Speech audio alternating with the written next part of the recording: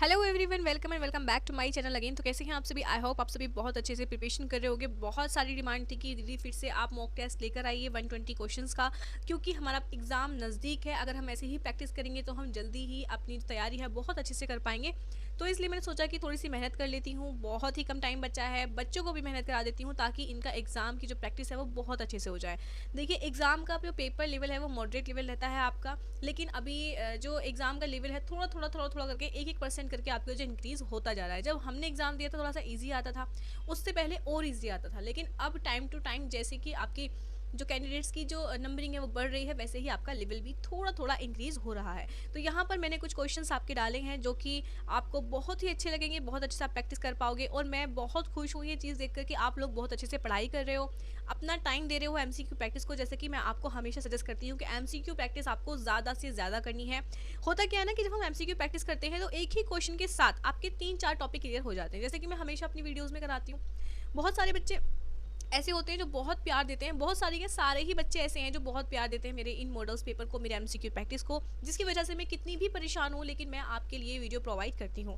तो यहाँ पर अगर आपको इस मॉडल पेपर का लिंक चाहिए तो वो आपको मेरे लिंक मिल जाएगा, टेलीग्राम का लिंक आपको मिल जाएगा मेरे बायो में या फिर मेरे डिस्क्रिप्शन में जाकर चेक कर सकते हैं। जाकर ज्वाइन हो जाइए वहाँ पर। और भी मैंने पीडीएफ्स डाली हुई हैं जो कि मेरे नर्सिंग एप्टीट्यूड और आपके केमिस्ट्री की जो मैंने करवाए हुए हैं। बाकी बच्चों की डिमांड फिलहाल ये है कि दीदी आप जो हमें इंग्लिश ग्रामर की पूरी सीरीज चला दीजिए, तो मैं उस पर भी काम करना स्टार्ट करूँगी अभी। इंग्लिश ग्रामर जो कि बहुत ही प्यारा सब्जेक्ट है, बहुत ही पढ़ने लायक सब्जेक्ट है, क्योंकि इंग्लिश, क्योंकि ज़्यादातर बच्चे यूपी बोर्ड के होते हैं तो वो क्या करते हैं, उनकी इंग्लिश ग्रामर इतनी वीक होती है कि वो नहीं कर पाते हैं ठीक से। लेकिन हो जाएगा, सीरीज चलाऊंगी पूरा। लेकिन आपको करना क्या है, चैनल को सब्सक्राइब करके रखना है ताकि आप अच्छे से कनेक्टेड रहो और मेरे साथ तैयारी करते रहो, ठीक है। यहाँ पर मैंने एमसीक्यू डाले हुए हैं। सबसे पहले मैंने बायोलॉजी के एमसीक्यू डाले हुए हैं, ठीक है। तो हम प्रैक्टिस करेंगे, लेकिन मैं आपको ये पीडीएफ प्रोवाइड कर दूंगी। आप अच्छे से ओएमआर सीट लेकर अच्छे से आप प्रैक्टिस कर सकते हो, कितने क्वेश्चंस आप अटेम्प्ट कर सकते हो, ठीक है। यहाँ पर मॉडरेट लेवल के ही मैंने क्वेश्चंस दिए हैं। अगर पहले क्वेश्चन की बात करें तो हृदय में ऐसे नोड का मुख्य कार्य क्या है,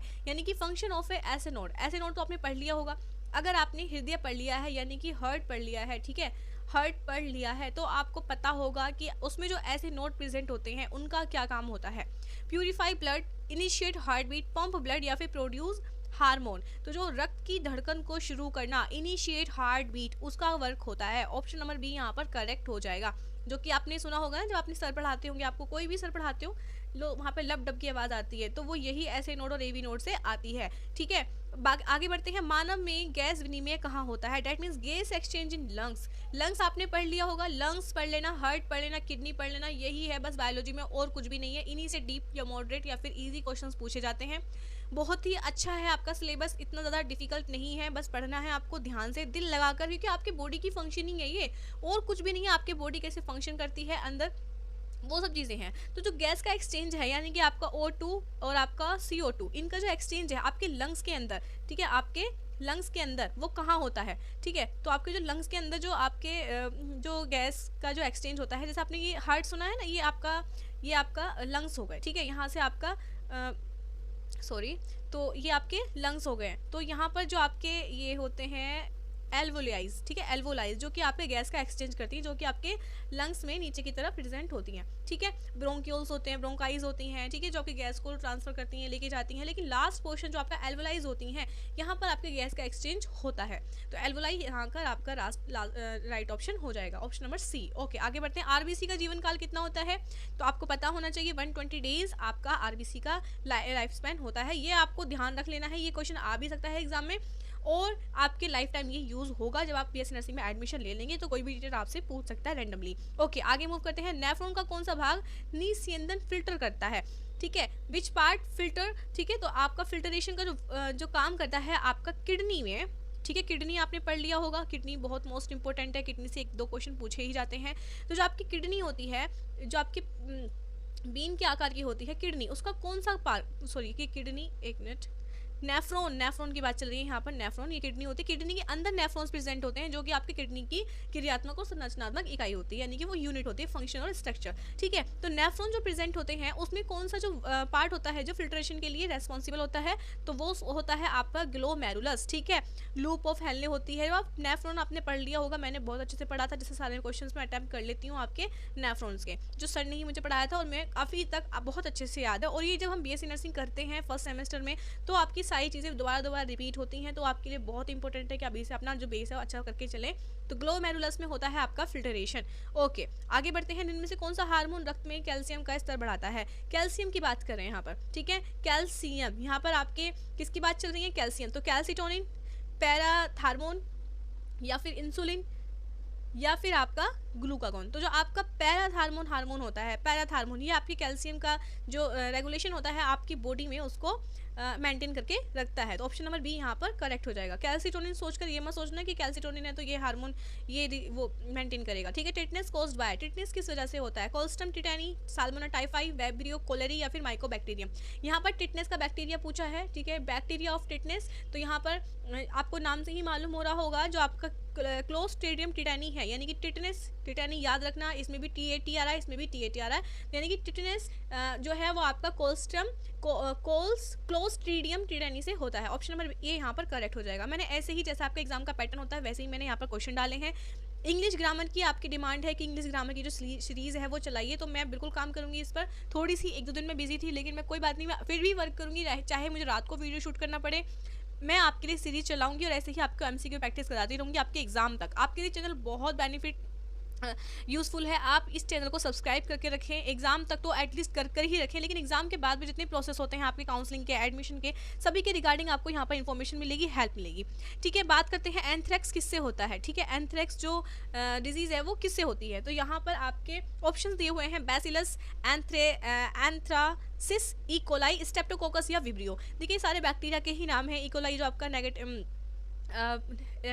बैक्टीरिया होता है, या फिर आपके ये आपके सारे, जब आप माइक्रोबायोलॉजी पढ़ेंगे जाकर आपके बीएससी नर्सिंग में है, तो यह 3rd सेमेस्टर का सब्जेक्ट है, तो इसमें आपको सारे बैक्टीरियाज पढ़ने के लिए मिल जाएंगे। अभी आपने इतने ध्यान से नहीं पढ़े होंगे, लेकिन इससे बात पूछ रहे हैं एंथ्रेक्स किससे होता है। तो एंथ्रेक्स जो होता है, देखिए नाम से ही मेंशन है एंथ्रेसिस। ठीक है, तो इसी से आपका एंथ्रेक्स होता है, ये आपका एंथ्रेक्स का बैक्टीरिया होता है, बैसिलस एंथ्रेक्सिस। ठीक है, कुछ क्वेश्चन तो ऐसे होते हैं, कुछ क्वेश्चन के आंसर जो क्वेश्चन में ही छिपे होते हैं। ठीक है, निम्न में से कौन सा रोग वायरस से होता है? देखिए आपके पता है जो कोई भी डिजीज़ होती है तो वो या तो वायरस से होगी, या फिर वो बैक्टीरिया से होगी, या फिर वो आपकी फंजाई से होगी, या फिर वो आपकी पैरासाइट से होगी। ठीक है, ये आपकी डिजीज़ होती है, डिजीज़ कोज करने वाले से है आपकी ये। ठीक है, तो यहाँ पर ये पूछा है कि इसमें कौन सा वायरस से होता है? Typhoid, cholera, dengue, tetanus. तो टिटेनस का हमने ऊपर अभी बैक्टीरिया पढ़ा था। ठीक है, यहाँ पर है टाइफाइड, ये टाइफाइड किससे होता है? तो यहाँ पर कोलेरा जो कि आपका होता है, कोलेरा समझ रहे हो आप, हैजा, जो कि आपके गंदे पानी से होता है, तो इसमें वायरस तो नहीं होता, बैक्टीरियाज होते हैं। डेंगू आपका वायरल डिजीज़ है, तो ऑप्शन नंबर सी यहाँ पर करेक्ट हो जाएगा। ठीक है, डेंगू आपका वायरल डिजीज़ है। ओके, ये भी आपका साल्मोना टाइफाई से होता है, आपका टिटनेस मैं ऊपर पढ़ा चुकी हूँ। कोलेरा आपका हैजा जो कि आपके बैक्टीरिया हो जाता है, जो कि स्टेप्टोकोकस बैक्टीरिया से होता है। ओके, आगे मूव करते हैं। C4 पौधों में CO2 का पहला स्थायी उत्पाद क्या है? ठीक है, ऑप्शंस हैं PGA, PPE, OAA। ठीक है, तो ऑप्शन नंबर सी यहाँ पर करेक्ट हो जाएगा। इसके बारे में मुझे ज़्यादा मालूमात नहीं है, तो इसलिए मैं यहाँ पर इसको ज़्यादा एक्सप्लेन नहीं करूँगी। जो चीज़ मेरे को एकदम परफेक्ट आती है मैं उस चीज़ के बारे में बोलती हूँ, कोई भी गलत इन्फॉर्मेशन या कोई भी गलत सवाल मैं आपको नहीं कराती। और फिर भी अगर मुझसे कोई मिस्टेक होती है, आप मुझे बहुत ही कामली, बहुत ही पोलाइटली आप मेरे कमेंट बॉक्स में कमेंट कर सकते हैं। अगर आपको वीडियो ज़्यादा बड़ा लगे तो आप इसकी स्पीड बढ़ा लेना, लेकिन आपके लिए बहुत इंपॉर्टेंट है। 120 क्वेश्चन आप अटैम्प्ट कीजिए, सामने फ़ोन रख दीजिए, नोटबुक उठा लीजिए, कितने क्वेश्चन आप अटैम्प्ट कर पा रहे हैं वो मुझे कमेंट बॉक्स में ज़रूर बताना। 120 में से आपने कितने क्वेश्चन ठीक किए। फोटो रेस्पिरेशन किस एंजाइम से जुड़ा है? रूबिस्को, ATP सिंथेस, ये DNA पॉलीमरेज, या फिर पेप्सिन। देखिए आप जब पढ़ रहे होंगे तो आपका ये जो प्लांट वाला जो पोर्शन आता है बॉटनी का, उसमें ये क्वेश्चन आपको मिलेगा। ये आपकी साइकिल है, जब भी हम पढ़ते थे तब हमने भी पढ़ा था, बहुत अच्छे से पढ़ा था, बहुत डीप पढ़ा था, कितनी बार हमने रिवाइज किया था। ठीक है, तो हमारे कोई क्वेश्चंस गलत नहीं होते थे क्योंकि हम बहुत बार रिवाइज करते थे। तो यहाँ पर फोटो रेस्पिरेशन किस एंजाइम से जुड़ा है? तो इसका ऑप्शन नंबर ए यहाँ पर करेक्ट हो जाएगा। ओके, आगे बढ़ते हैं। 11 है, फ्लोएम में भोजन किस रूप में परिवहन होता है? फ्लोएम और आपका ये जाइलम फ्लोएम, आपने बहुत पढ़े होंगे अपने बॉटनी में। यहाँ पर आपका ऑप्शन है फ्लोएम में भोजन किस रूप में होता है। यहाँ पर ये नहीं पूछा कि फ्लोएम ही इसमें ऑप्शन क्वेश्चंस में नहीं है, हमेशा जो क्वेश्चंस थे वो थोड़े से इजी लेवल के थे, लेकिन ये क्वेश्चंस आपके थोड़े मॉडरेट लेवल के हैं, इसमें थोड़ा सा दिमाग लगाने की आपको ज़रूरत है। यहाँ पे पूछा है फ्लोएम में भोजन किस रूप में परिवहन होता है, यानी कि ट्रांसपोर्ट होता है, तो वो होता है आपका सुक्रोज के रूप में, ठीक है। ग्लूकोज भी नहीं, स्टार्च भी नहीं, फ्रैक्टोज भी नहीं, सुक्रोज के रूप में आपका जो भोजन है फ्लोएम में वो ट्रांसपोर्ट होता है। आगे मूव करते हैं, डबल फर्टिलाइजेशन किस में होता है। अभी यहाँ पर ऑप्शन दिए हुए हैं, डबल फर्टिलाइजेशन किस में होता है, जिम्नोस्पर्म, एंजियोस्पर्म्स, एल्गी या फिर फंजाई। तो ऑप्शन नंबर बी यहाँ पर करेक्ट हो जाएगा, एंजियोस्पर्म्स। ओके, आप मुझे प्लीज़ एक बार कमेंट करके जरूर बता देना कि आपको क्लास ये कैसी लगी है। वीडियो को लाइक भी कर देना और ऐसे ही कनेक्टेड रहना, क्योंकि ऐसे ही अब आपके डेली आपके एमसीक्यू प्रैक्टिस तो होते रहेंगे, लेकिन लास्ट के वीक में मैं डेली आपको एक मॉडल पेपर ज़रूर प्रैक्टिस कराऊंगी। जी मेज किसका वैज्ञानिक नेम है, ठीक है, जी मेज किसका वैज्ञानिक नेम है। यहाँ पर ऑप्शन दिए हुए हैं, वीट, मेज, राइस, बर्ली। देखो बर्ले फिर से यहाँ पर आपको मेंशन है, आपके क्वेश्चन में ही आपका आंसर छिपा हुआ है, मेज यानी कि आपकी मक्का, जी मेज, इससे ही याद रख लेना, मेज और मेज, ठीक है। यहाँ पर मेज की जो स्पेल है वो अलग है और यहाँ पर स्पेल अलग है, लेकिन है ये सेम। अगर आप हिंदी में पढ़ रहे हैं मक्का, तो मैं से समझ लेना, मैं मक्का, जी मेज, यानी कि मक्का का वैज्ञानिक नेम या साइंटिफिक नेम है आपका जी मेज। ओके, आगे मूव करते हैं, सालोनम ट्यूबेरोसम किसका वैज्ञानिक नाम है, साइंटिफिक नेम किसका है ये, सालोनम ट्यूबरसम, ठीक है। तो यहाँ पर ऑप्शंस आपके दिए हुए हैं, टमाटर, आलू, ब्रिंजल, चिली। तो यहाँ पर जो आपका सालोनम ट्यूबरसम है वो आपका आलू का है, ये आपको लिख लेने हैं एक पेपर पर, ठीक है। तो ये आपको एक पेपर पर लिख तो आगे मूव करते हैं, होमो सिपेनिस में सिपेनिस क्या दर्शाता है। देखिए अभी यहाँ पर आपके जो क्वेश्चंस का लेवल है बिल्कुल ऐसा है जैसे एग्जाम का लेवल होता है, तो इसलिए आपको बहुत ही ध्यान से अपना ये मॉक टेस्ट लगाना है। मैं बिल्कुल भी ये नहीं कहूँगी कि same as it is questions पूछे रहेंगे, लेकिन आते इसी से बेस्ड हैं, तो थोड़ा सा ध्यान से आप पढ़ें। तो इसमें पूछा है कि आपका जो होमो सिपेनिस है वो क्या दर्शाता है, सिपेनिस क्या है इसमें। देखिए एक मिनट, जब आप पढ़ेंगे, जब आपको पढ़ाया जाता है तो पता जाता है कि होमो क्या है और सिपेनिस क्या है। तो यहाँ पर आपका क्वेश्चन है सिपेनिस क्या है, तो यहाँ पर आपका क्या है, जीन है, स्पेसीज है या फिर फैमिली है या फिर क्लास है। तो आपको पहले बताया गया होगा, जो लास्ट वाला जो आपका पोर्शन होता है, लास्ट वाला जो वर्ड होता है वो आपका होती है स्पेसीज, ठीक है, स्पीसीज होती है, प्रजाति होती है, किस प्रजाति का है। ओके, आगे बढ़ते हैं, डीएनए रेप्लिकेशन किस चरण में होता है, यानी कि डीएनए का जो रेप्लिकेशन है वो किस फेज में होता है। तो यहाँ पर ऑप्शन है G1 फेज।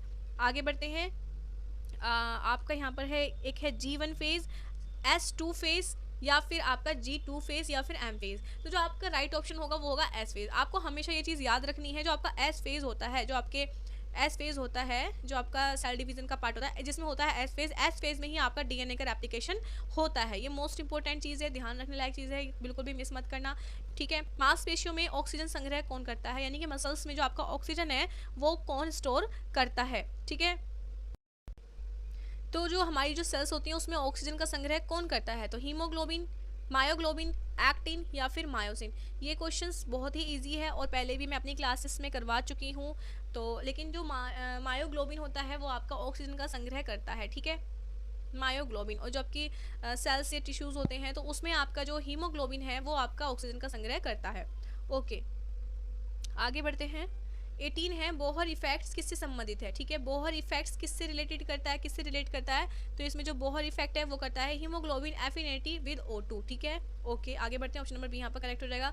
कौन सा विटामिन जल में घुलनशील है, ठीक है, वाटर सोल्यूबल, कौन सा विटामिन है इसमें, A, D, B, K। तो जो आपको याद रख लेना है, A, D, K जो है आपके ये फैट सोल्यूबल हैं और जो B और C होते हैं आपके ये वाटर सोल्यूबल है। तो यहाँ पर जल में घुलनशील यानी कि वाटर सोल्यूबल पूछा है, तो डैट मीन्स यहाँ पर ऑप्शन नंबर सी यहाँ पर करेक्ट हो जाएगा।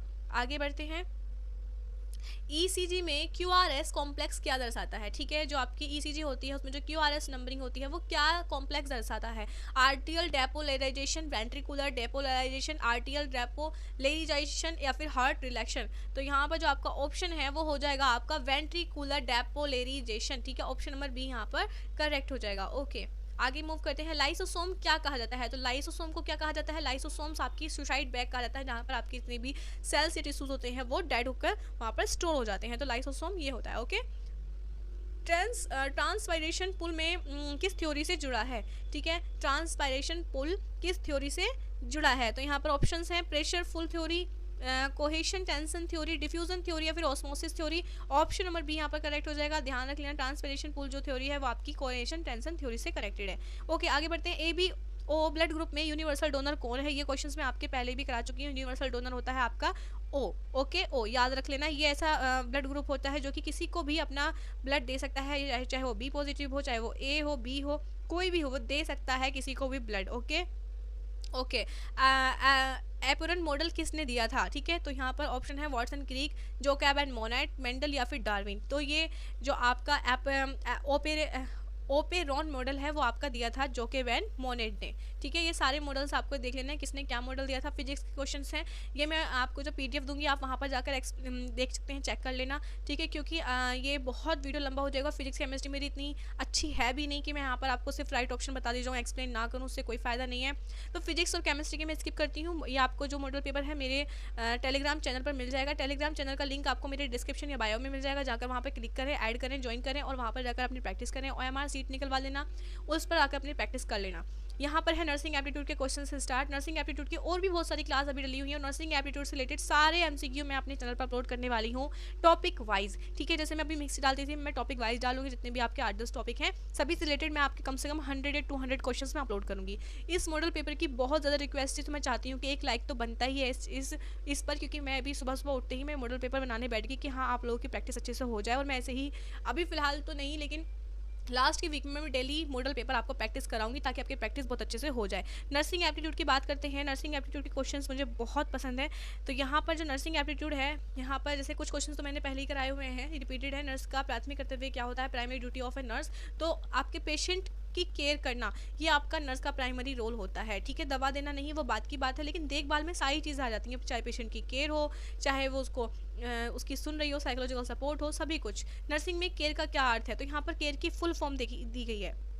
तो जो नर्स की केयर की फुल फॉर्म है केयर, CARE, तो इसमें क्योर एंड रेस्ट एवरीथिंग, देखिए इसमें ए से तो एंड ही डाल दिया, तो ये तो बिल्कुल ही गलत हो गई कि एंड तीनों में एंड डाला हुआ है। तो वैसे तो कोई दिक्कत नहीं है, लेकिन फिर भी ए का कोई तो मतलब होना चाहिए। तो कॉम्पेंसिनेट एंड रेस्पॉन्सिबल एफर्ट्स, ठीक है, कॉम्पेंसियोनेट एंड रेस्पॉन्सिबल एफर्ट, ये आपकी केयर की फुल फॉर्म है। ऑप्शन नंबर बी यहाँ पर करेक्ट हो जाएगा। फ्लोरेंस नाइटिंगेल को क्या कहा जाता है, लेडी विद अ लैम्प कहा जाता है।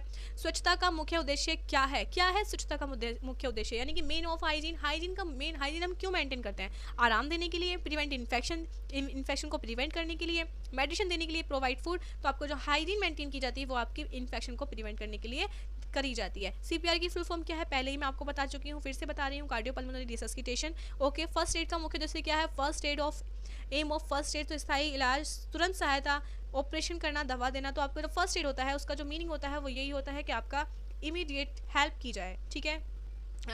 हॉस्पिटल जाने से पहले जो केयर दी जाती है उसे हम फर्स्ट एड कहते हैं। रक्तस्राव यानी ब्लीडिंग में सबसे पहले क्या करना चाहिए, तो ब्लीडिंग में क्या करना चाहिए, जब ब्लीडिंग किसी को हो रही है तो क्या उस पर पानी डालना चाहिए, प्रेशर डालना चाहिए, मेडिसिन देनी चाहिए या स्टिच कर देना चाहिए। तो जब अगर किसी को ब्लीडिंग हो रही है किसी भी पार्ट से, किसी भी पोर्शन से, तो वहाँ पर आपको प्रेशर अप्लाई करना है। प्रेशर से उसको हाथ को दबा लेंगे या फिर पैर को दबा लेंगे, जहाँ भी जिस पोर्शन में आपकी ब्लीडिंग हो रही है उससे ब्लीडिंग ज़्यादा फ्लो नहीं होगी, और फिर बाद में उसके बाद उसका ट्रीट करेंगे डॉक्टर की एडवाइस पर, या फिर डॉक्टर करेंगे। पल्स रेट किसे मापा जाता है, ये आपका पता ही है आपको। पल्स रेट हम पल्स, इसमें देखिए जो पल्स रेट पल्स ऑक्सीमीटर होता है, इसमें इक्विपमेंट नहीं पूछा है। तो देखिए पल्स रेट तो आपका हम उंगलियों से मापते हैं, ठीक है। तो इसमें अगर स्टेटस उसमें आपका पल्स ऑक्सीमीटर नहीं है तो यहाँ पर आपका फिंगर्स ठीक हो जाएगा। ओके, नॉर्मल बॉडी टेम्परेचर कितना होता है, तो नॉर्मल बॉडी टेम्परेचर होता है 37 degree Celsius. Okay, universal precautions किससे संबंधित है, यूनिवर्सल प्रिकॉशंस किससे संबंधित है, न्यूट्रिशन से, इन्फेक्शन कंट्रोल से, या फिर आपका सर्जरी से, या फिर आपका एक्सरसाइज से। प्रिकॉशंस जो आपका यूनिवर्सल वो है आपका इन्फेक्शन कंट्रोल से संबंधित, ठीक है। ऑप्शन नंबर बी यहाँ पर करेक्ट हो जाएगा। ओके, आगे मूव करते हैं। ANM का पूरा नाम क्या है, तो ANM का जो पूरा नाम है वो है आपका एक्जुलरी नर्सिंग मिडवाइफरी, ठीक है। ये आपका ऑप्शन नंबर ए यहाँ पर करेक्ट हो जाएगा, ठीक है। आगे बढ़ते हैं। ORS का उपयोग कब किया जाता है, डिहाइड्रेशन में।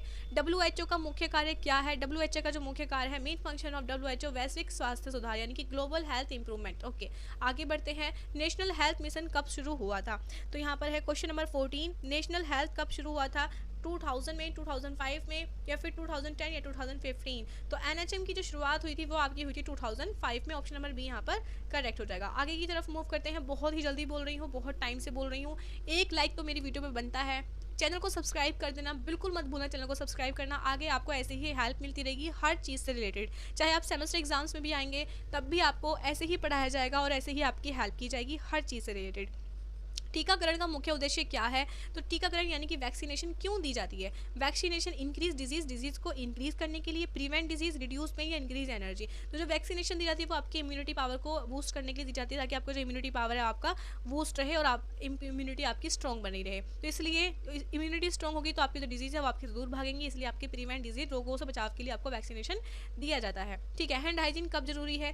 हैंड हाइजीन ये क्वेश्चन इंपॉर्टेंट है। खाने से पहले, मरीज को छूने से पहले और बाद में, केवल ऑपरेशन में या केवल घर पर। तो जो मरीज को हम टच करते हैं तो उसके पहले भी और उसके बाद भी, क्योंकि मरीज को हम जब टच करेंगे, टच करने से पहले भी हम कुछ चीज़ें टच कर चुके हैं, तो वो जो बैक्टीरिया है वो आपके पेशेंट को टच कर सकते हैं। और जब हम मरीज को टच कर लेते हैं तब भी हमें हाथ धो लेने हैं। क्यों? क्योंकि जो मरीज के बैक्टीरिया हैं वो आपके हाथों पे लग चुके हैं, उसके बाद भी जब हम कोई प्रोसेस करेंगे तब भी वो बैक्टीरिया आपको दिक्कत कर सकते हैं, इसलिए ऑप्शन नंबर बी यहाँ पर करेक्ट हो जाएगा। ओके, बीपी मापने के लिए कौन सा यंत्र उपयोग किया जाता है? Sphygmomanometer. Okay, very easy question. Florence Nightingale का मुख्य योगदान क्या था? सर्जरी था, इन्फेक्शन कंट्रोल था, फार्मेसी था, और लास्ट है रिसर्च। उन्होंने रिसर्च की, ठीक है, उन्होंने रिसर्च की, लेकिन जो उनका मेन पर्पस था वो था आपका इन्फेक्शन कंट्रोल। इन्फेक्शन कंट्रोल करने से ही आधी बीमारी आपकी खत्म हो जाती है, पेशेंट आपका 90% ठीक हो जाता है अगर आप इन्फेक्शन पर कंट्रोल कर लेते हो। ये ज़्यादातर बीमारी आपका फंजाई, बैक्टीरिया, वायरस से ही होती हैं और यही इन्फेक्शन कंट्रोल होता है। ठीक है, नर्स का एक महत्वपूर्ण गुण क्या है नर्स की एक जो आपकी क्वालिटी होती है नर्स की क्या है? एम्पैथी, केयरलेसनेस, निजीलेस, एंजर। तो इसका राइट ऑप्शन आप मुझे बताइए। RCG प्रोग्राम किससे संबंधित है? ठीक है, तो child education, reproductive and child health, या फिर रोड सेफ्टी, या फिर आपका न्यूट्रिशन। तो RCH वो आपका किससे संबंधित है? यहाँ पर आपके जो ऑप्शंस दिए हुए हैं इनमें से RCG यानी कि जो आपका कनेक्टेड है वो है आपका रिप्रोडक्टिव चाइल्ड हेल्थ। ठीक है, जो आपकी जिसकी फुल फॉर्म है वो है आपकी रिप्रोडक्टिव एंड चाइल्ड हेल्थ, यानी कि चाइल्ड हेल्थ, और जब बेबी पेट में होता है मम्मा के तो तब से वो प्रोग्राम स्टार्ट हो जाता है। ठीक है, ओके, ठीक है, आगे बढ़ते हैं। फर्स्ट एड में फ्रैक्चर में क्या करना चाहिए? तो इसका मैंने पहले बताया जाता है इमोबिलाइज, यानी कि जो फ्रैक्चर हो जाता है तो उसकी जो बॉडी जहाँ से फ्रैक्चर हुई है उसको इमोबिलाइज कर दिया जाता है ताकि वो हिले डुले ना और परेशानी और कॉम्प्लिकेशंस ना आए। IM इंजेक्शन कहाँ दिया जाता है? मसल्स में। हाँ, ठीक है। इन्फेक्शन का फैलने का मुख्य कारण क्या है? इन्फेक्शन फैलता है, किससे फैलता है? पुअर हाइजीन से, यानी कि हाइजीन वहाँ पर अच्छे से मेंटेन नहीं है। नर्सिंग प्रोफेशन का मुख्य उद्देश्य क्या है? पैसा कमाना, रोगी की सेवा, तो सेव सर्व पेशेंट, यानी कि पेशेंट की केयर करना। इंग्लिश ग्रामर के क्वेश्चंस हैं यहाँ पर। वीडियो अभी 23 मिनट का हो चुका है, मैं चाहती हूँ आप ऐसे ही अभी तक ऐसे ही प्रैक्टिस करते रहें। मैं बहुत तेज़ बोल रही हूँ, इसीलिए बहुत स्पीड में बोल रही हूँ, मेरा भी गला दर्द करने लगा है कंटिन्यू, मुझे आधा घंटा हो चुका है बोलने के लिए, लेकिन मैं फिर भी चाहती हूँ कि आप लोग ऐसे ही प्रैक्टिस करते रहें। आप लोग सिर्फ बैठ कर देख रहे हैं, लेकिन मैंने यहाँ पर प्रैक्टिस की है, इसे बनाया है, फिर आप लोगों को मैं प्रोवाइड कर रही हूँ, तो मेरी मेहनत इसमें बहुत ज़्यादा है, लेकिन मैं चाहती हूँ कि आप लोगों की प्रैक्टिस ऐसे ही, जैसे मैं आप लोगों से बोलती आई हूँ कि हाँ मैं प्रैक्टिस कराऊंगी, तो वो चीज़ अगर मैं कर रही हूँ अप्लाई, तो आपका फ़र्ज़ बनता है कि चैनल से ऐसे ही कनेक्टेड रहें और वीडियो को लाइक कर दें। और मैं चाहती हूँ कि इस वाले मॉडल पेपर पर एटलीस्ट 1000 लाइक हो जाए जब तक ये एग्ज़ाम आए। ठीक है, एक्टिव टू पैसिव, ठीक है, यहाँ पर एक्टिव पैसिव जो आपके एग्जाम का एक पार्ट होता है, इंग्लिश ग्रामर का एक पोर्शन है, तो ये आपको पढ़ने की नीड है। अगर आपने ये पढ़ लिए हैं तो बहुत अच्छी बात है, नहीं पढ़े तो मुझे कमेंट बताना, मैं एक्सप्लेन कर दूंगी। ठीक है, तो आपका जो इंग्लिश ग्रामर का एक्टिव पैसिव यहाँ पूछा हुआ है, ही राइट्स अ लेटर, ये मैं पहले भी करा चुकी हूँ कि यहाँ पर जो एक्टिव पैसिव होता है, एक्टिव से पैसिव कन्वर्ट करने के लिए एक फॉर्मूला होता है। इसमें जो सब्जेक्ट होता है उसको ऑब्जेक्ट में, और जो ऑब्जेक्ट होता है उसको सब्जेक्ट में कन्वर्ट कर देते हैं, और थर्ड वर्ड की जो थर्ड फॉर्म होती है वो वहाँ पर आपकी लगा दी जाती है, और जो वहाँ पर सब्जेक्ट से पहले जब हम सब्जेक्ट को कन्वर्ट करते हैं ऑब्जेक्ट में तो वहाँ पर बाय लगा दिया जाता है। तो यहाँ पर जो क्वेश्चन है, यानी कि जो राइट्स, यानी कि वो लिखती है a letter is written by him, a letter was, जो फुल फॉर्म होती है वो आपके यहाँ पर आपके सेंटेंस के अकॉर्डिंग ही लगती है। तो जो आपका यहाँ पर पूछा है कि वो एक पत्र लिखता है, तो यहाँ पर भी अ लेटर यहाँ पर कन्वर्ट हो जाएगा सब्जेक्ट में, और जो सब्जेक्ट है वो आपका कन्वर्ट हो जाएगा ऑब्जेक्ट में। इनका एक फॉर्मूला होता है, वो फॉर्मूला आप पढ़ लेना। यहाँ फॉर्मूला बताने बैठ गई तो वीडियो बहुत बड़ा हो जाएगा, इसलिए आपको बस ऐसे ही अपना प्रैक्टिस कर लो फिलहाल, लेकिन अगर पढ़ लिए ठीक है, नहीं पढ़े तो मैं एक्टिव ऐसे आपको बोर्ड पर समझा दूंगी। A letter is written by him, यानी कि एक पत्र उसके द्वारा लिखा जाता है, तो यहाँ पर वर्ड की थर्ड फॉर्म लग जाएगी और बाय लग जाएगा, इसलिए ऑप्शन नंबर ए, सॉरी हाँ, ऑप्शन नंबर ए ही यहाँ पर ठीक हो जाएगा, क्योंकि यहाँ पर आपका प्रेजेंट इंडेफिनिट का, अगर पास्ट इंडेफिनिट का होता तो यहाँ पर वाज आता। ओके, ऑप्शन नंबर ए यहाँ पर करेक्ट हो जाएगा। Passive to active, the work was completed by her, यानी कि उसके द्वारा काम कंप्लीट कर लिया गया, लेकिन यहाँ पर पैसिव में ऑलरेडी है, इसको एक्टिव में कन्वर्ट करना है। हर लिखा हुआ है, डेट मीन्स वो आपका स्त्रीलिंग, यानी कि आपका आपका फीमेल है तो हर को हो जाएगा शी में कन्वर्ट, ओके। और कॉम्प्लीटेड वाज यानी कि वो पास्ट का काम है, तो यहाँ पर ईडी, ठीक है, ईडी लगा हुआ है यानी कि पास्ट का था, इसलिए शी यहाँ पर शी कंप्लीटेड द वर्क, तब यहाँ पर आके ये राइट ऑप्शन हो जाएगा, ओके। आगे की तरफ मूव करते हैं, डायरेक्ट टू इनडायरेक्ट, ठीक है। ही सैड आई एम टायर्ड, इससे बड़ा क्वेश्चन भी आपके एग्जाम में आ सकते हैं, यहाँ पर मैंने इजी क्वेश्चन रखा है, लेकिन इससे लेंदी भी बना सकते हैं, लेकिन रहेगा फॉर्मूला वही, कितना लेंदी बना दिया जाए, लेकिन फॉर्मूला अगर आपने एक बार रट लिया तो आपको फिर बार बार सोचने की समझने की जरूरत नहीं है, एक बार फॉर्मूला आप अप्लाई करना, आपका क्वेश्चन ठीक हो जाएगा।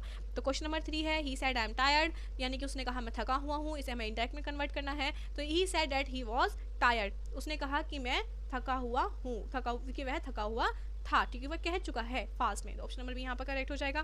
क्वेश्चन नंबर 4 की तरफ मूव करते हैं, तो यहाँ पर है she said that she would कम, उसने कहा कि वह आएगी, ठीक है, तो यहाँ पर इसको कन्वर्ट करना है आपका डायरेक्ट में, तो she said she will come, she said I will come, she said I would come, या she said she would come. अगर आपने फॉर्मूला पढ़ लिया है तो आप इजीली इस क्वेश्चन को कर सकते हो। इसमें जो फॉर्मूलाज होते हैं तो इसमें विल को हम वुड में कन्वर्ट करते हैं डायरेक्ट इनडायरेक्ट में, तो जो यहाँ पर वुड है उसको फिर विल में हो जाएगा, तो यहाँ पर ऑप्शन नंबर ए यहाँ पर करेक्ट हो जाएगा, ओके। आइटम्स हैं, ब्रेक द आइस, यानी कि आइस को तोड़ो, यानी कि अपने मुंह की चुप्पी तोड़ो, यानी कि मुंह से कुछ बोलो, तो start conversation, option number B यहाँ पर करेक्ट हो जाएगा। ये ना आपको बहुत अच्छे से पढ़ने की ज़रूरत है, बहुत सारे होते हैं, अच्छे से पढ़ लेना, मेरे को बहुत मज़ा आता है इनको पढ़ने में। अ ब्लेसिंग इन डिस्गस्ट, ठीक है, ए ब्लेसिंग इन डिस्गस्ट, ठीक है, तो इसका जो आइटम्स फ्रेज है वो आपका क्या हो जाएगा, हिडन बेनिफिट्स, ठीक है, हिडन बेनिफिट्स, ठीक है, ओके। आगे बढ़ते हैं, सिनोनिम्स है, choose in synonyms of rapids, तो रैपिड का जो सिनोनिम्स है वो क्या होगा, स्लो, फास्ट, वीक या लेट, या इसका फास्ट होगा, ठीक है। एंटोनिम्स क्या होगा, एक्सपेंड का, एक्सपेंड यानी कि बड़ा करना है, इंक्रीज करना है, ठीक है, तो इसका ए आ जाएगा। एंटोनिम्स पूछा है, सॉरी एंटोनिम्स पूछा है, एक्सपेंड का मतलब क्या होता है, आपका किसी भी चीज़ को फैलाना, बड़ा करना, इसमें रिड्यूस, इंक्रीज, स्पीड, इस इंक्रीज क्या होगा, इसका सिनोनिम्स, स्पीड क्या होगा, इसका सिनोनिम्स, रिड्यूस कम करना, इसका एंटोनिम्स होगा, तो ऑप्शन नंबर बी यहाँ पर करेक्ट हो जाएगा। वन वर्ड सब्स्टिट्यूशन है, a person who treat sick patient, तो सिक पेशेंट को कौन ट्रीट करता है, डॉक्टर, टीचर थोड़ी ना करता है, टीचर तो हमें पढ़ाते हैं। वन वर्ड सब्स्टिट्यूशन है यहाँ पर, a place where patient are treated, a place, ऐसा प्लेस जहाँ पर पेशेंट को ट्रीट किया जाता है, इससे थोड़ा डिफरेंट भी आ सकता है, लेकिन टॉपिक आपके यही रहेंगे आपके एग्जाम में, तो जहाँ पर किसी पेशेंट को ट्रीट किया जाता है वो प्लेस कौन सा होता है, वो होता है हॉस्पिटल, ओके। आगे की तरफ मूव करते हैं, एरर डिटेक्शन, यानी सी डू नॉट लाइक कॉफ़ी, उसे कॉफ़ी पसंद नहीं है, इसमें एरर देखना है, सी डू नॉट लाइक कॉफ़ी, तो एरर इसमें ढूंढना है आपको, तो इसमें जो आपका शी है यानी कि वो एक है, ठीक है, वो सिंगुलर है, तो उसमें आपके साथ क्या होगा, जब आप फॉर्मूला पढ़ लेंगे तो आपको पता होगा कि जब आपके सिंगुलर होते हैं और आपको जो प्रेजेंट इंडेफिनिट का नेगेटिव जो होता है उसमें आपको क्या करना पड़ता है कि उसमें डू नहीं लगाते हैं, उसमें लगाते हैं आपको does not, she does not like coffee, क्योंकि वो सिंगुलर है, ठीक है, तो डू नॉट यहाँ पर गलत है, तो ऑप्शन नंबर बी यहाँ पर करेक्ट हो जाएगा, ओके। आगे बढ़ते हैं,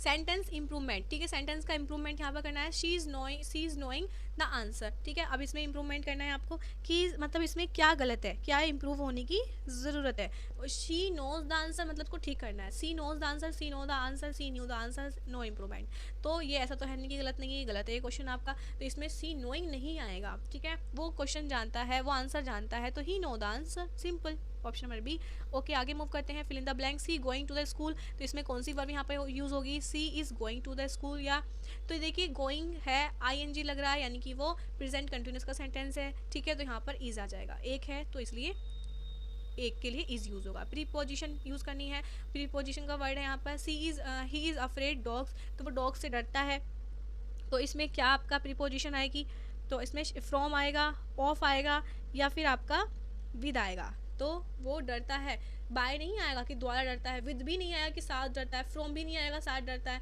से डरता है, ऑफ आएगा, ऑफ डॉग्स, वो कुत्तों से डरता है, ऑप्शन नंबर बी यहाँ पर कॉमन सेंस लगाना और पढ़ पढ़ के देखना हो जाएगा।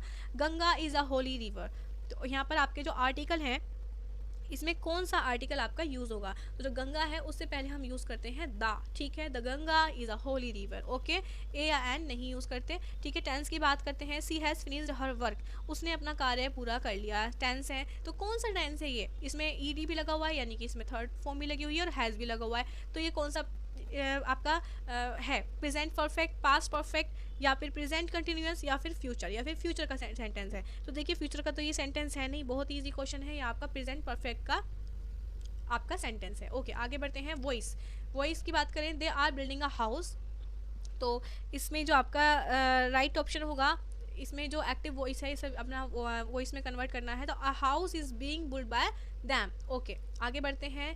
नरेशन है, ही सैड, यानी कि आपके direct indirect, he said where are you going, उसने कहा कि तुम कहाँ जा रहे हो, लेकिन इसे बाद में पास्ट में हम इसे कन्वर्ट करेंगे कि सैड है यानी कि पूछा, यानी कि पास्ट में पूछा, तो यहाँ पर जो राइट ऑप्शन होगा वो आपका हो जाएगा he asked where I was going, कि मैं कहाँ जा रहा था, उसने मुझसे ये पूछा। ठीक है, ओके। जब आप इनके फॉर्मूलाज पढ़ेंगे तब आपको ये चीज़ समझ में आ जाएंगी। Synonyms, choose synonyms of care, care का सिनोनिम्स इसमें क्या है, अटेंशन देना, वो आप पढ़ के देख लेना। ठीक है, इतना अगर ज़्यादा इतनी इजी क्वेश्चन समझाने बैठ के तो बहुत वीडियो लंबा हो जाएगा। Choose antonyms of strong, strong की जो एंटोनिम्स है वो देखनी है, तो इसमें जो एंटोनिम्स होगा स्ट्रॉन्ग का वो होगा आपका powerful. Okay, one word substitution, one word can not read और राइट, जो पढ़ नहीं सकता लिख नहीं सकता वो होता है illiterate. Okay, error detection, he has went to market, वह मार्केट गया, तो इसमें क्या एरर डिटेक्शन है, ही हैज़ वेंट। ठीक है, तो इसमें हैज़ जो है वो डिटेक्शन है, क्योंकि वेंट जो आपका पास्ट इंडेफिनिट का सेंटेंस है उसमें आपका परफेक्ट का नहीं है, परफेक्ट में हैज़ का यूज़ होता है। अगर आपने यहाँ पे सेकंड फॉर्म यूज़ होती है तो वो होती है आपकी पास्ट इंडेफिनिट में। ठीक है, आगे बढ़ते हैं। Sentence correction, she do not like tea, वो उसको पसंद नहीं है, उसे पसंद नहीं है चाय। ठीक है, तो इसमें जो सेंटेंस करेक्ट करना है तो सेंटेंस करेक्ट होगा, तो इसमें क्या होगा, यहाँ पे मैंने पहले ही बताया है, डू नॉट नहीं आता है, डज नॉट आता है, तो ऑप्शन नंबर ए यहाँ पर करेक्ट हो जाएगा। ठीक है, ऐसे ही मॉडल्स पेपर चाहिए तो चैनल को सब्सक्राइब करके जरूर रखना, ऐसे ही चैनल से कनेक्टेड रहना। टेलीग्राम ज्वाइन कर लेना, टेलीग्राम चैनल का लिंक मेरे बायो में डिस्क्रिप्शन में आपको मिल जाएगा। अंडर द वेदर, ठीक है, इसका मीन क्या होता है, सिक, हैप्पी, एंगर या फिर टायर, तो अंडर द वेदर इसका मीन्स होता है सिक। ठीक है, ये आपका आइटम्स फरीज था। ये आपकी जो मॉडल्स पेपर है इसके आंसर की भी मैंने लास्ट में डाल दी है, आप जब इसे प्रैक्टिस करेंगे तो आपको इजीली ये बायोलॉजी के हैं, physics, chemistry, nursing, aptitude, English, grammar. ठीक है, ये आपके 120 का आपका प्रैक्टिस सेट था, बहुत ही इजीली मैंने आपको ये एक्सप्लेन कर दिया है। आई होप आपको वीडियो भी पसंद आया होगा। मैं चाहती हूँ आप वीडियो को लाइक किए बिना बिल्कुल ना जाएँ, क्योंकि मेरे को बहुत मेहनत लगी है और मेरी तबीयत भी बिल्कुल भी ठीक नहीं है। मैंने जो पहला मॉडल पेपर दिया था उस पर इतना प्यार मिला कि मैं मजबूर हो गई आपके कमेंट्स देखकर कि हाँ आपको ये प्रोवाइड किया जाए। चैनल से ऐसे ही कनेक्टेड रहना, ऐसे ही प्यार देते रहना, मुझे सपोर्ट करना, क्योंकि मेरी कामयाबी के लिए आपकी सपोर्ट बहुत ज़रूरी है और आपकी हेल्प के लिए मैं हमेशा रेडी हूँ। Okay, thank you so much, मिलते हैं मेरे नेक्स्ट वीडियो में, बाय बाय।